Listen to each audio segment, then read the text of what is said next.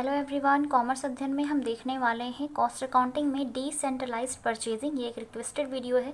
Centralised purchasing की अगर हम बात करें तो उसके बारे में हमने डिस्कस किया हुआ है कि उसके एडवांटेज क्या है क्या और डिसएडवांटेजेस क्या होते हैं। इस वीडियो में हम डिसेंट्रलाइज्ड परचेजिंग को थोड़ा सा समझेंगे और इसके एडवांटेज और डिसएडवांटेज को भी डिस्कस करेंगे इसी वीडियो में। चलिए स्टार्ट करते हैं इस वीडियो को। तो वीडियो के साथ एंड तक बने रहिएगा ताकि आपको हर एक पॉइंट अच्छे से क्लियर हो जाए। ज़्यादा इन्फॉर्मेशन के लिए आप मुझे इंस्टाग्राम पेज पर फॉलो कर सकते हैं और अगर आप मेरे इस चैनल पर नए हैं तो प्लीज़ चैनल को सब्सक्राइब कर लें, बेल आइकन को प्रेस कर लें ताकि आपको आने वाली वीडियोस की नोटिफिकेशंस मिलती रहें। और अगर आपको वीडियोस अच्छे लगते हैं तो वीडियोस को लाइक ज़रूर करें, अपने फ्रेंड्स के साथ शेयर करें ताकि उनकी भी हेल्प हो पाए। चलिए मीनिंग देख लेते हैं। Decentralise purchasing means that the purchase functions are sorted through various departments. ठीक है, सेंट्रलाइज्ड परचेजिंग की अगर हम बात करें, सिर्फ सेंट्रलाइज्ड परचेजिंग की, तो वहाँ पर क्या होता था कि जितने भी परचेज से रिलेटेड फंक्शंस होते थे वो कौन करता था?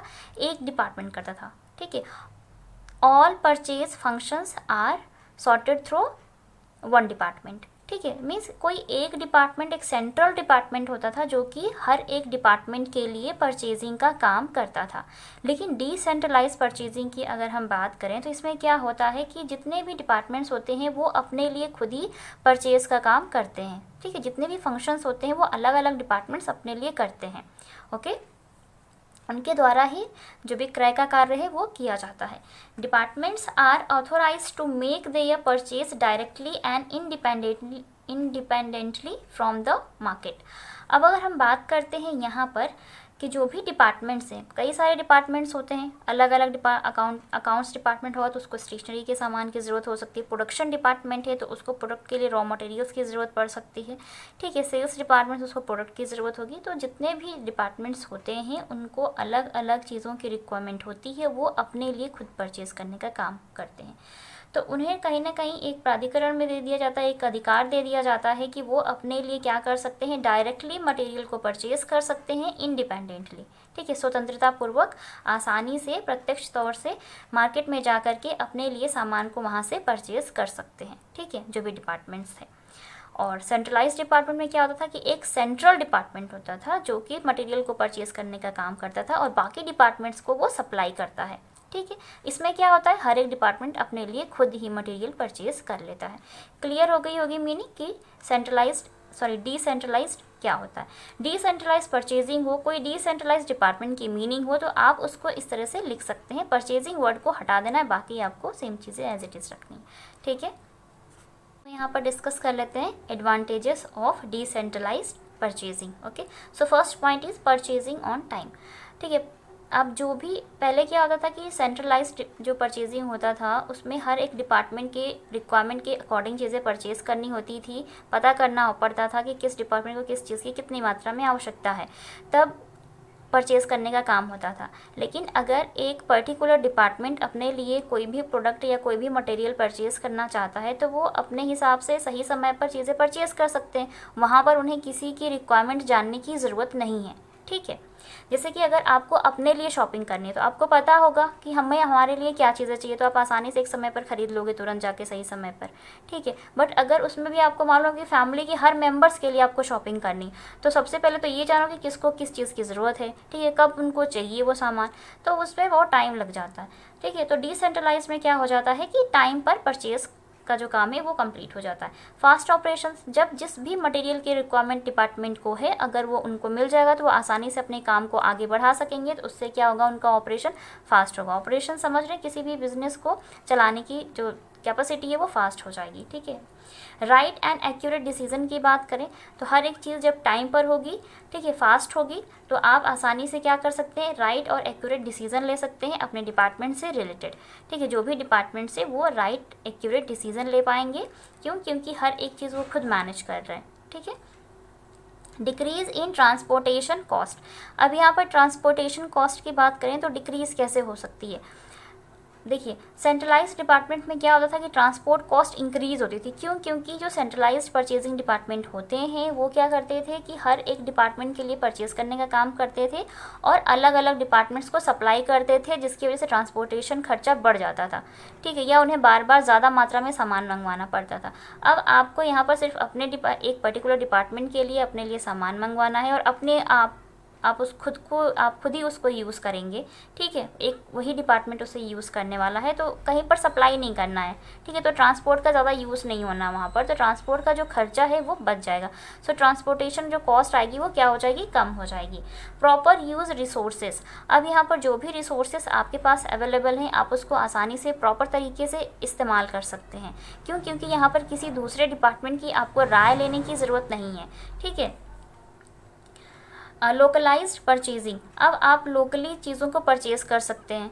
सेंट्रलाइज परचेजिंग में क्या होता था कि हर एक डिपार्टमेंट्स के लिए वो परचेज़ करते थे, तो हो सकता है कि किसी डिपार्टमेंट का सामान उन्हें पास में मिल गया, किसी डिपार्टमेंट का सामान उन्हें दूर जाकर मिल रहा है, ठीक है। या फिर या जो सेंट्रलाइज परचेजिंग डिपार्टमेंट है वो कहीं और है, बाकी डिपार्टमेंट्स कहीं दूर दूर पर हैं, ठीक है। तो उन्हें ट्रांसपोर्टेशन का कॉस्ट आता था, तो उन्हें क्या होता था, वो लोकल परचेज़ नहीं कर सकते थे वो ऐसे डिपार्टमेंट, क्योंकि एक ही डिपार्टमेंट काम कर रहा है ना वहाँ पर, सेंट्रलाइज डिपार्टमेंट। लेकिन इसमें क्या होता है कि आपका एक डिपार्टमेंट है, ठीक है, तो आप उसके जो आसपास का मार्केट एरिया है जहाँ से आप परचेज़ कर सकते हैं सामान को, आप वहाँ से भी जाकर परचेज़ कर सकते हैं, ठीक है।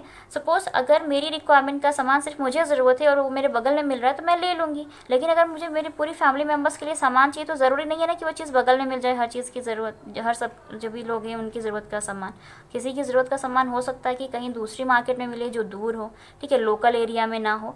तो जो लोकल एरिया में, इसमें ज़्यादातर क्या होता है, प्लस पॉइंट ये हो जाता है कि आप अपने रिक्वायरमेंट के अकॉर्डिंग लोकल परचेजिंग कर सकते हैं, ठीक है। जो आसपास का एरिया है वहाँ पे कोई मार्केट है तो वहाँ से सामान खरीद सकते हैं।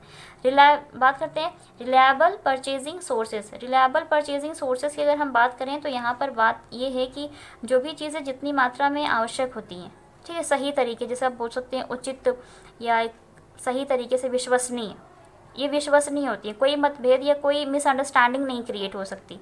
पहले क्या होता था कि एक ही डिपार्टमेंट सारा काम करते थे तो बाकी डिपार्टमेंट्स के बीच में क्या होता था कि मिसअंडरस्टैंडिंग क्रिएट हो जाती थी कि किस क्वांटिटी में है, क्या प्राइस है उस प्रोडक्ट का, किस मात्रा में परचेज़ किया गया है, तो ये सारी चीज़ें।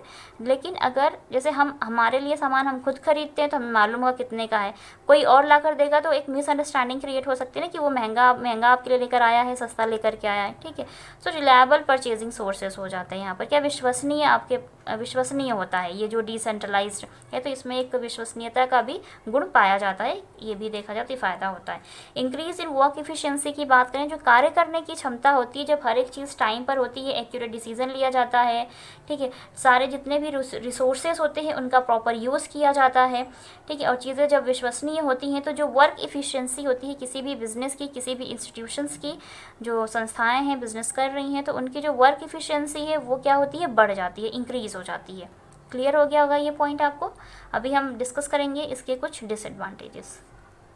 हम बात कर लेते हैं डिसएडवांटेजेस की कि डिसएडवांटेज क्या हो सकते हैं डिसेंट्रलाइज्ड परचेजिंग के।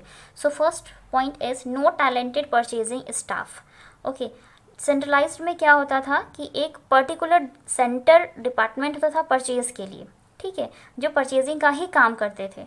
ओके, तो उसमें क्या होता था कि उनके पास एक selective experts talented purchasing staff होता था जो कि चीज़ों को परचेज करने से पहले एनालाइज करते हैं, फिर वो परचेजिंग का काम किया जाता था, ठीक है। डिसेंट्रलाइज परचेजिंग में क्या हो जाता है कि टैलेंटेड और एक्सपर्ट्स की जो स्टाफ जो होते हैं उनकी कमी होती है यहाँ पर। ओके, क्योंकि एक पर्टिकुलर डिपार्टमेंट होता है तो वो क्या करते हैं कि सिर्फ अपने लिए परचेज़ करने का काम करते हैं, तो उन्हें मालूम होता है कि ठीक है हमें इसी रिक्वायरमेंट है, हमें इसके अकॉर्डिंग चीज़ें चाहिए तो हम ले आते हैं। तो कहीं ना कहीं वो मतलब थोड़ा लेजीनेस या फिर होता है ना कि सिर्फ ऐसे ही वो अपने लिए परचेज़ कर लिया उन्होंने। ओके, ये ऐसा ही है जैसे अगर आप अपने लिए प्रोडक्ट को परचेज़ करने जाते हैं तो ऐसे ही आप अपने रिक्वायरमेंट के अकॉर्डिंग चीज़ें ले आते हैं, ठीक है। लेकिन जब आपको मालूम होता है कि फैमिली में कई सारे मेंबर हैं, सबके लिए शॉपिंग करनी है, तो होता क्या है कि आप चीज़ों को पहले प्लान करते हैं, डिसाइड करते हैं। जितने भी आपकी फैमिली में लोग होते हैं, स्पेशली जो शॉपिंग करने में एक्सपर्ट्स होते हैं, टैलेंटेड होते हैं, उनसे आप क्या कर सकते हैं, डिस्कस करते हैं, फिर परचेज़ करते हैं जाके मार्केट में चीज़ें, ठीक है। तो वैसे ही क्या होता है कि सेंट्रलाइज्ड में क्या होता था कि वहाँ पे टैलेंटेड एक्सपर्ट्स परचेजिंग स्टाफ होते थे, लेकिन डिसेंट्रलाइज्ड में ये चीज़ नहीं होती। यहाँ पर ये कहें तो एक लैक ऑफ स्टाफिंग होता है कि यहाँ पर क्या होता है, टैलेंटेड और एक्सपर्ट्स नहीं होते हैं परचेज से related. Adoption of different policies की बात करें तो यहाँ पर क्या होता है कि अलग अलग यहाँ पर डिफरेंट पॉलिसीज़ को यूज़ किया जाता है, बट सेंट्रलाइज्ड परचेजिंग में क्या होता था कि एक ही पॉलिसी सभी डिपार्टमेंट्स के लिए यूज़ होती थी, क्योंकि एक डिपार्टमेंट सबके लिए परचेजिंग का काम कर रहा था। यहाँ पे अलग अलग डिपार्टमेंट अपने लिए परचेज़ करने का काम कर रहा है तो वो अपने लिए डिफरेंट टाइप्स की पॉलिसीज़ भी फॉलो करेगा, ठीक है। सेल्स डिपार्टमेंट है तो अगर उसको प्रोडक्ट की ज़रूरत है तो वो प्रोडक्ट के लिए अलग पॉलिसी फॉलो करेंगे। अकाउंट्स डिपार्टमेंट है, उनको स्टेशनरी के सामान की ज़रूरत है तो वो अलग पॉलिसीज़ फॉलो करेंगे। प्रोडक्शन डिपार्टमेंट है, उनको रॉ मटेरियल परचेज़ करना है तो वो उसके लिए अलग पॉलिसीज़ फॉलो करेंगे, ठीक है। तो सबका अपना अलग अलग डिफरेंट पॉलिसी होगी। क्लियर हो गया? नीतियाँ जिसको आप बोलते हैं हिंदी में।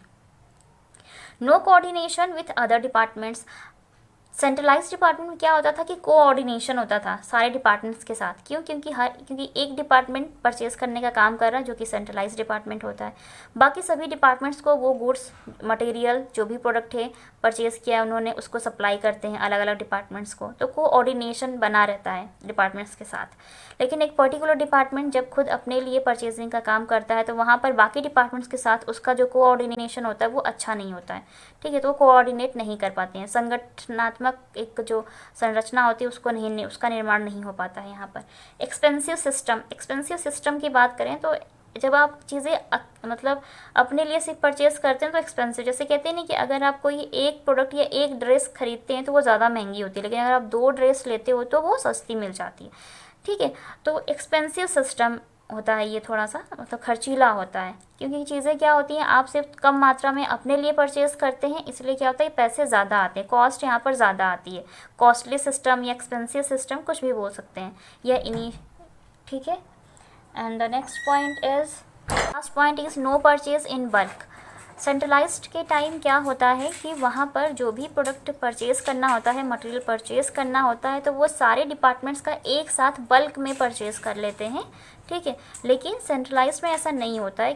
क्यों? क्योंकि एक डिपार्टमेंट सिर्फ अपने लिए ही चीज़ों को परचेज़ करता है तो वो थोक मात्रा में नहीं खरीद सकता कोई भी सामान, ठीक है। और ख़रीदेंगे भी तो उसकी मात्रा कम होगी। क्यों? क्योंकि वो सिर्फ अपने लिए ही परचेज़ कर रहे हैं। बाकी डिपार्टमेंट्स के लिए भी परचेज़ कर रहे होते तो ज़्यादा क्वांटिटी में परचेज़ करते तो ये सिस्टम क्या होता, थोड़ा सा इकोनॉमिकली इनको हेल्प प्रोवाइड होती, ठीक है, कि कम खर्चा होता, पैसे कम खर्च करने पड़ते। तो यहाँ पर क्या होता है, no purchase in bulk. Okay, तो ये कुछ डिसएडवांटेज थे किसके, डिसेंट्रलाइज परचेजिंग के। मुझे यकीन है आपको ये सारे पॉइंट्स अच्छे से क्लियर हो गए होंगे, और अगर मैं आपको अच्छे से समझा पाऊँ तो कमेंट सेक्शन में कमेंट करके ज़रूर बताओ, और ये भी बताएं कि किन टॉपिक्स पर मैं आपके लिए वीडियोस लेकर आऊँ। अगर ये इस वीडियो से आपके फ्रेंड्स की हेल्प हो सकती है तो उनके साथ शेयर करें। वीडियो अच्छा लगा तो लाइक करें, चैनल पर नए विजिटर हों तो चैनल को सब्सक्राइब कर लें एंड बेल आइकन को प्रेस कर लें ताकि आपको आने वाली वीडियोज़ की नोटिफिकेशंस मिलती रहे। ज़्यादा इन्फॉर्मेशन के लिए, डाउट्स क्लियर करने के लिए इंस्टाग्राम पे फॉलो कर सकते हैं, उसका लिंक आपको डिस्क्रिप्शन बॉक्स में मिल जाएगा। आज के लिए इतना ही, मिलते हैं नेक्स्ट वीडियो में। तब तक के लिए take care and thank you so much for watching this video.